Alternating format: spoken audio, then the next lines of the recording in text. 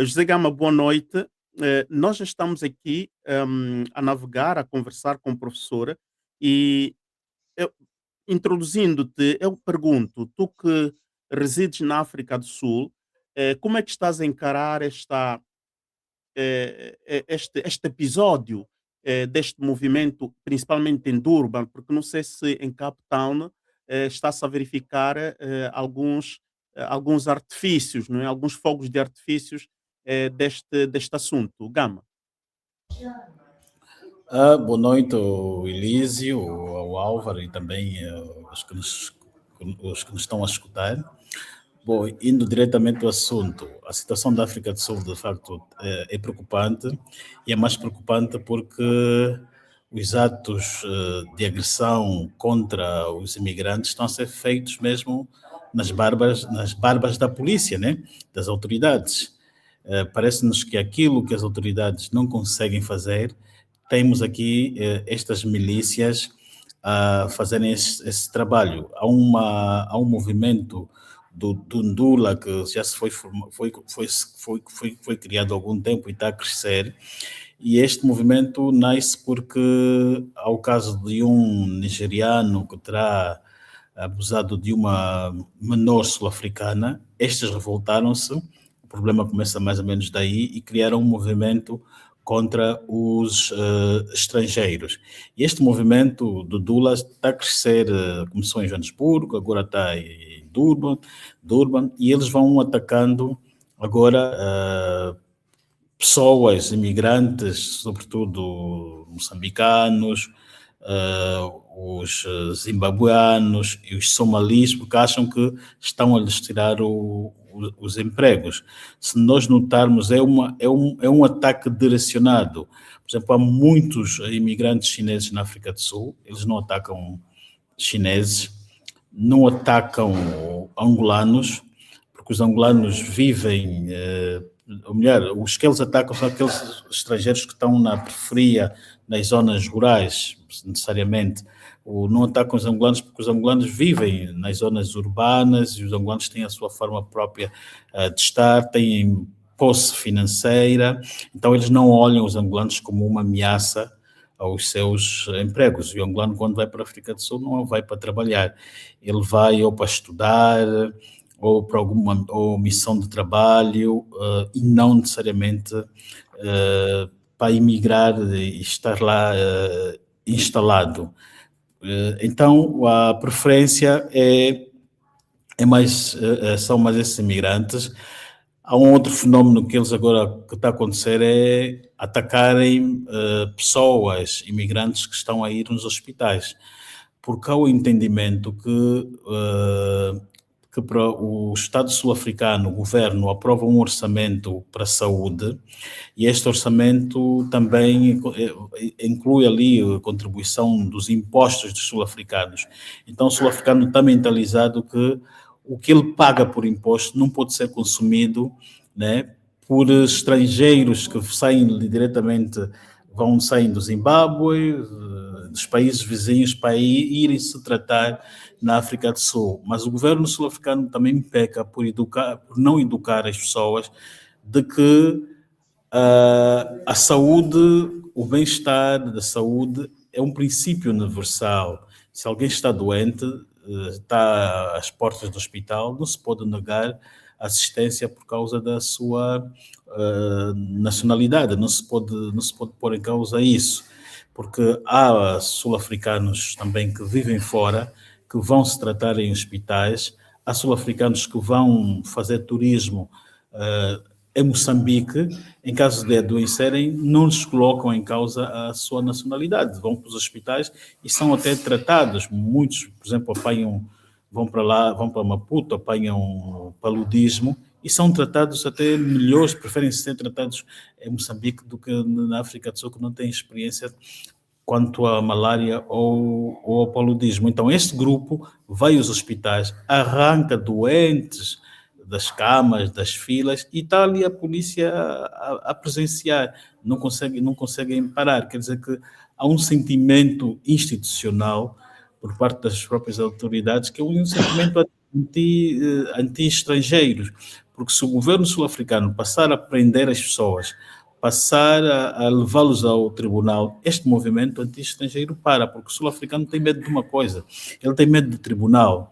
Ele sabe, se for a tribunal, e ele acredita que os tribunais na África do Sul penalizam, se ele for a tribunal, é penalizado, ele vai pagar multa, vai lhe causar ali um desgaste financeiro, e ele depois tem o registro criminal comprometido, depois não consegue ter emprego.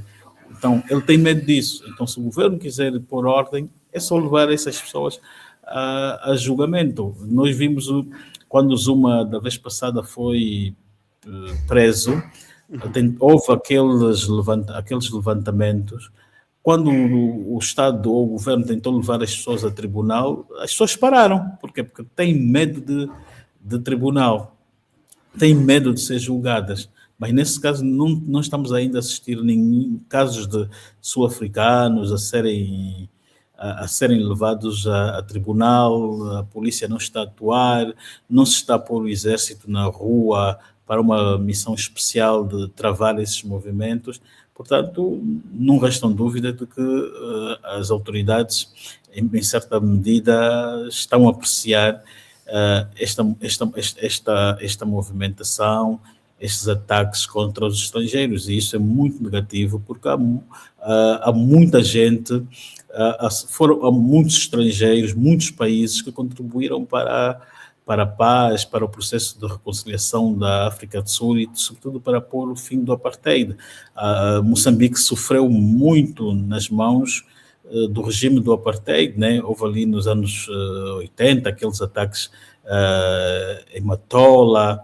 A Nigéria também sofreu, não digo a Nigéria, mas a Nigéria contribuiu muito também para o fim do apartheid. Os estudantes na Nigéria eram descontados, pagavam uma propina que depois ia para a luta do ANC. O Mandela, quando foi condenado ao enforcamento, que era a pena capital, que é o que vigorava na altura na África do Sul, contra quem atentasse contra o Estado, e o Mandela formou um exército na altura, poderia ser enforcado, mas não foi. Porquê? Porque na altura houve um ministro dos negócios estrangeiros da Nigéria que fez um grande trabalho a nível das Nações Unidas, e houve pressão internacional para que aquela condenação fosse convertida em prisão perpétua, e tivemos o Mandela. Mandela não foi morto, sobreviveu e tornou-se presidente da África do Sul. Portanto, o que a África vive é parte, fruto e sacrifício dos países vizinhos, e de governos amigos dos povos africanos. E, portanto, por isso é que não se entende porque é que o governo sul-africano não põe término a estes ataques que estão a acontecer no país, e deveria também explicar às populações, ou às pessoas que estão a fazer isso, que o estrangeiro não é culpado pelas taxas de desemprego que o país vive. O país já vive desemprego com taxas altas desde o fim, desde a altura do apartheid, e na altura até nem havia ainda estrangeiros no país. Uhum. Gama, quando dizes que o governo não estava a reagir e esses crimes estão a ser cometidos na barba da polícia, tu não vês aqui talvez um receio por razões mesmo políticas, razões eleitorais, o governo de unidade nacional está a deixar estes grupos primeiro se desabafarem e agora estão a agir, porque, por exemplo, Luzia Muniz diz muito bem, a reação do governo foi tardio. Agora, o que é que está por detrás do governo agir tardiamente? Será que não será mesmo por essas razões digamos, desconto eleitoral, portanto, um problema político lá entre eles? Sim, não há um interesse político em travar esse movimento de forma imediata, e é possível também que vai haver eleições autárquicas, e é possível também que o governo tem medo de perder votos, né? Porque ele se opor as ações destes grupos, vai perder também, de certa forma, vai perder uma certa aceitação. Então ele tem também de simular que está, quer dizer, não mostra que está a favor, mas ele fica neutro e toma uma decisão de não neutralizar, mas isso está a custar vidas humanas, né? Está a custar vidas humanas. Isso está a custar caro à África do Sul, porque nenhum estrangeiro investidor amanhã vai para a África do Sul sabendo que é esse clima de violência e há esses ataques. Há muitos estrangeiros que estão a investir no país, mesmo que não sejam ataques contra chineses, empresários europeus e etc., mas ele não vai porque há violência. E a África do Sul, quando há esses eventos sociais, aquilo abala de certa forma o rand, né? Porque os investidores vão tirar o seu dinheiro, retiram os seus dólares, há escassez de dólares, o rand automaticamente enfraquece.